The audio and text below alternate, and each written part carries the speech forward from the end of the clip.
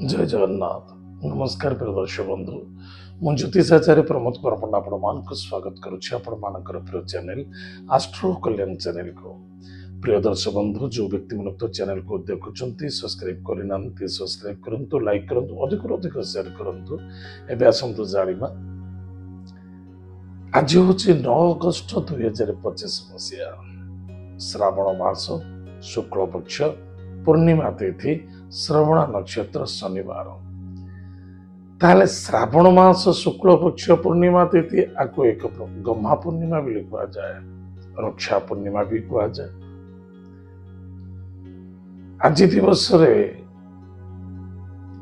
बड़ अद्भुत जोग आदित्य बुध जोग, राजयोग, शोभन जोग, सौभाग्य जोग बोली कहा जाए। ओडिया आमर सौभाग्य जोग बोली कहा जाए। शनि मीन राशि रे, भगवान देवगुरु बृहस्पति मिथुन राशि रे शुक्र महाग्रह सहित स्थित। आज श्रवण नक्षत्र मकर राशि रे चंद्रमा, राहु मध्य कुंभ राशि रे, मंगल महाग्रह कन्या राशि, रवि एवं बुध दुई ग्रह कर्कट राशि रे अछंते। किंतु केतु सूर्य राशि जे सिंह राशि अछंते।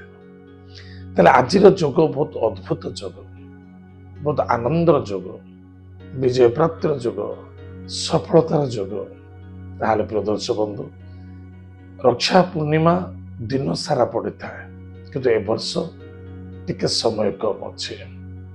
ताले निश्चित रूप से ओडिशा रे हमर जो रक्षा पूर्णिमा में पालन करुचे, निश्चित रूप से दिन 1:21 पर्यंत भोगब। तत्पश्चात प्रतिपदा प्रारंभ हम। जेते सूर्य उदय, केते जन कहते सूर्य उदय जो नक्षत्र रही, जो तिथि रही, से तिथि की आम मान्यता दबा। प्रिय दर्शक बंधु, आप मान्यता दिंतु, किसी असुविधा ना। किंतु जो समय जो जिनस मिल से जिनसर मर्यादा से आनंद एवं से समय मिल। ताहले आम कौन करवा, पूर्णिमा केबे सरुचे? मध्याह्न 1:24 पूर्णिमा सरी जाउछि।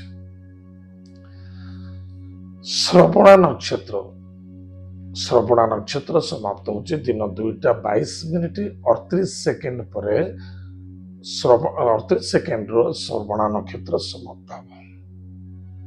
ताहले प्रिय दर्शक बंधु, मन रखिथिबा दरकार अद्य आदित्य बुध जोग आपण भाग्य अनेक प्रकार परिवर्तन, सफलता, आनंद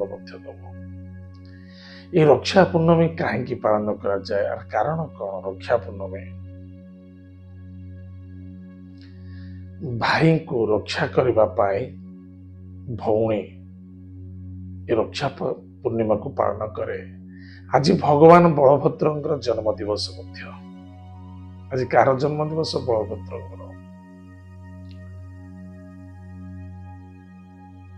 एतद व्यतीत निगमानंद सरस्वती भी आज जन्म दिवस।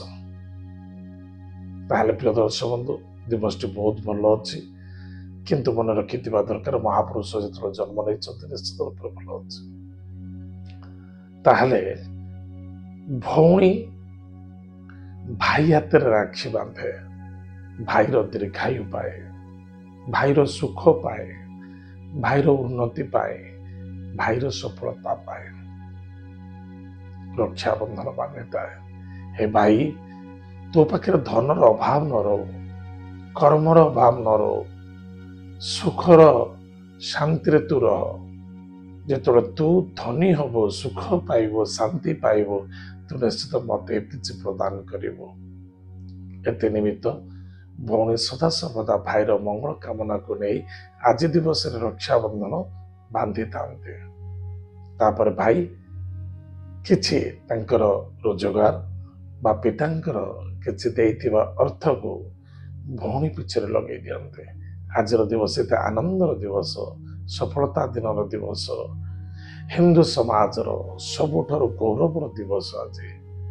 आज दिवसटी सुंदर भाव भाई मैंने जोटी अच्छा ना कहीं भौणी जदि न आस पार्टी आप जातु, आपणकर रक्षा हम, आपणकर सफलता मिल।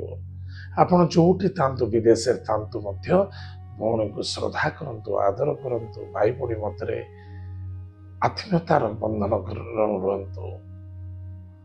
ପ୍ରିୟ ଦର୍ଶକ ବନ୍ଧୁ, ଆଜି ଦିବସରେ ଗୋଟେ ସୁନ୍ଦର ଟିପ୍ସଟିଏ କହିବି।